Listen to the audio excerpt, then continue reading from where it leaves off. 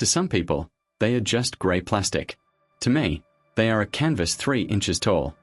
I am a 28-year-old competitive Warhammer 40k player. For the last 11 months, I have been preparing for the grand tournament. I built an entire Adeptus Custodes army. These aren't just army men. These are intricate, gold filigreed warriors. I spent roughly 600 hours painting them. I used non-metallic metal techniques, NMM, to make the armor look like real gold. I painted the eyes. I painted the text on the purity seals. My centerpiece was a Telemann heavy dreadnought that took me a month alone. The materials cost about $1,200. But if I were to commission this army, it would easily sell for $4,000. Last Saturday, I was doing the final varnish in my hobby room. I live with my parents while saving for a house, so my studio is the dining room table. My sister, Amanda, came over for lunch with her son, Leo, 8M. Leo is tactile. He breaks things. He ripped the head off my mom's porcelain angel last Christmas. When they arrived, I immediately covered the army with a protective sheet. "Hey, Orp." Amanda chirped. "Leo wants to see your little soldiers."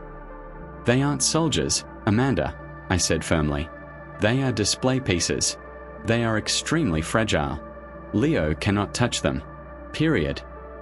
"Oh, come on," she rolled her eyes. "He loves toys. He won't break them. He just wants to look." "No," I said. "This is for a tournament next week. If a single spear breaks, I lose points. Or I get disqualified. Keep him away." I thought that was clear. I went to the kitchen to help Mom with the sandwiches. I heard Amanda in the living room watching TV. I assumed Leo was with her. I was gone for maybe 10 minutes. I walked back toward the dining room with a tray of drinks. As I got closer, I heard a sound. Clack, clack, crunch. Take that. Pew pew. Boom. My blood turned to ice. I dropped the tray on the hallway table and ran. The protective sheet was on the floor. Leo was standing on a chair, leaning over the table. He had a Contemptor dreadnought in one hand and my Telemann, my masterpiece, in the other. He was smashing them together. He was banging the resin models against each other like they were indestructible Hasbro toys. "Die Robot!" Leo screamed, slamming the Telemann down onto a squad of custodian guard. I saw the spear tip snap off. I saw the delicate halo on the dreadnought shatter. I saw the paint, the NMM gold I spent weeks blending, chip away to reveal the grey resin underneath. "No!" I screamed. Leo jumped. In his surprise, he dropped the Telemann. It fell from table height onto the hardwood floor. It exploded. The arms snapped off. The legs separated from the torso. It lay there in a pile of golden ruin. I stood there, staring at the corpse of my general, feeling a physical pain in my chest. Amanda walked in, holding a soda. "What is all the screaming? You're scaring him." She looked at the table. She looked at the floor. "Oh," she said, unbothered. "He was just playing war. That's what they're for, right?" "They are art," I whispered, falling to my knees to pick up a broken arm. "They are hundreds of dollars of art." "They're plastic men, OP," she laughed. "Don't be such a nerd. We can glue it." I looked at the shattered resin. You can't glue a shattered resin joint without pinning it, sanding it, and repainting the entire section. The blend was ruined. The tournament was in 5 days. She didn't know it yet, but she had just declared war on the wrong nerd. I fell to my knees. It wasn't just the Telemann. Now that I was level with the table, I saw the true extent of the massacre. Leo hadn't just smashed the big robots. He had swept his arm across the ranks of the infantry. My custodian wardens, each one painted with individual lightning effects on their power blades, were scattered across the floor. Spears were snapped. Plumes were broken off helmets. The paint jobs I had agonized over were chipped, revealing the ugly grey plastic beneath. I won. Leo cheered, stomping his foot right next to a fallen shield captain. "The robots are dead. I'm the winner. Get away from them." I roared, scrambling to gather the pieces before he could stomp again. Amanda stepped in front of me, putting her hands on her hips. "Don't you scream at my son. He was just playing a game. Isn't that what these are for? Games." "This isn't a game, Amanda." I shouted, holding up the shattered torso of the dreadnought. This is a hobby. This is art. This model alone cost $100 unpainted. The paint job took me 40 hours. He destroyed it. Amanda scoffed. She looked at the intricate, hand-painted resin as if it were a McDonald's Happy Meal toy. Oh, please, she sneered. $100? For that little thing? You expect me to believe that? It's 2 inches tall. You got ripped off, OP. It's imported resin. I yelled. And the whole army? The army he just swept onto the floor? That's over $1,000 in plastic alone, not counting my time. You owe me over $2,000, Amanda. $2,000. She laughed. It was a loud, incredulous cackle. For little army men? You are delusional. I can buy a bag of green army men at the Dollar Tree for $5. Just go buy some of those and paint them gold. Nobody will know the difference. I felt like my head was going to explode. They aren't army men. They are scale miniatures, and you can't just paint them gold. I spent months blending these colors. Well, maybe you should grow up, she snapped. You're 28 years old. You're a grown man crying over dolls. It's embarrassing. Honestly, Leo did you a favor. Maybe now you can find a real hobby, like sports, or finding a girlfriend.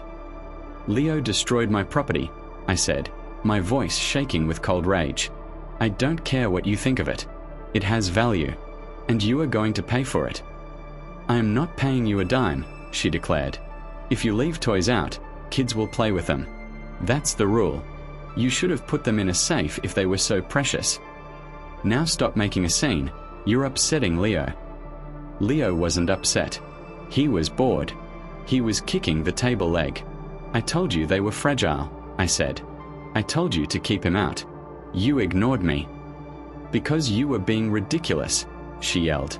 Come on, Leo. Let's go. Your uncle is having a tantrum over his dollies. She grabbed Leo's hand and marched toward the door. As they left, she stepped on a Virtus Prida biker model. I heard the sickening crunch of the plastic flight stand snapping.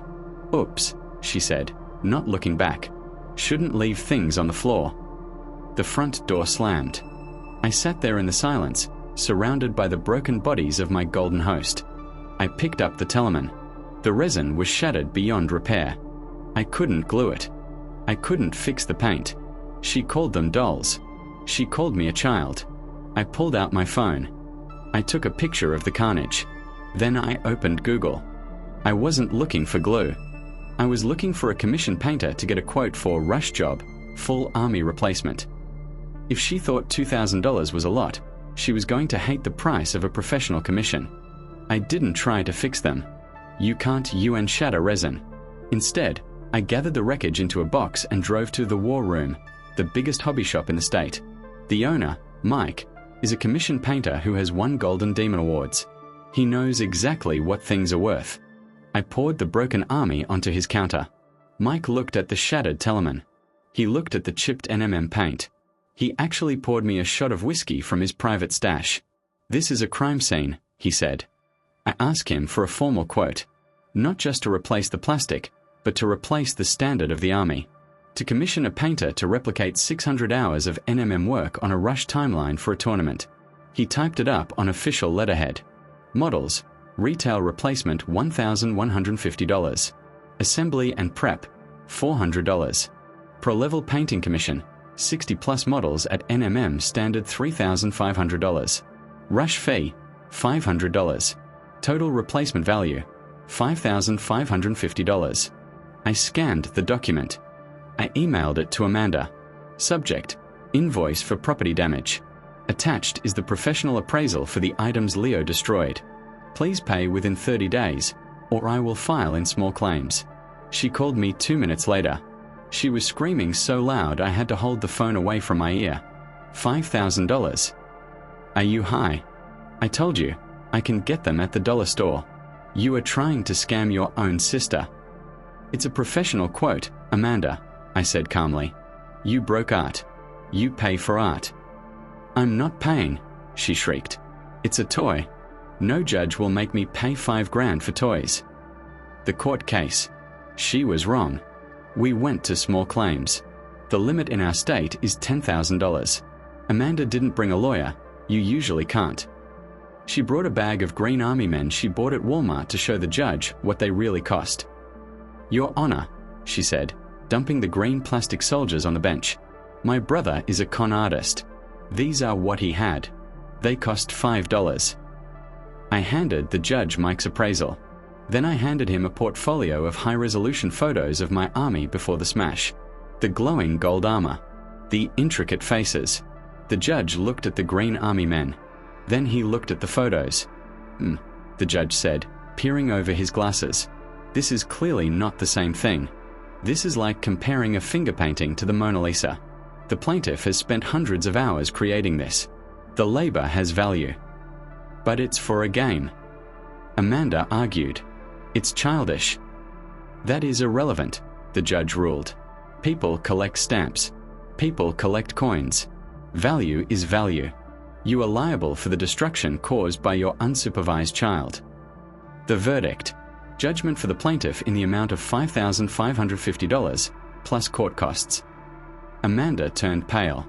I don't have $5,000. I have rent.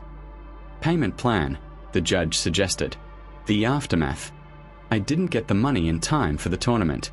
I had to borrow an army from a friend, Grey Knights. Not my style, but it worked. But the checks started coming.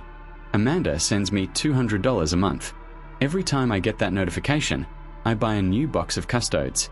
She is still furious. She tells everyone I sued my nephew. My mom is disappointed, but admits Amanda should have watched him. I'm rebuilding the army. It's going to be better this time.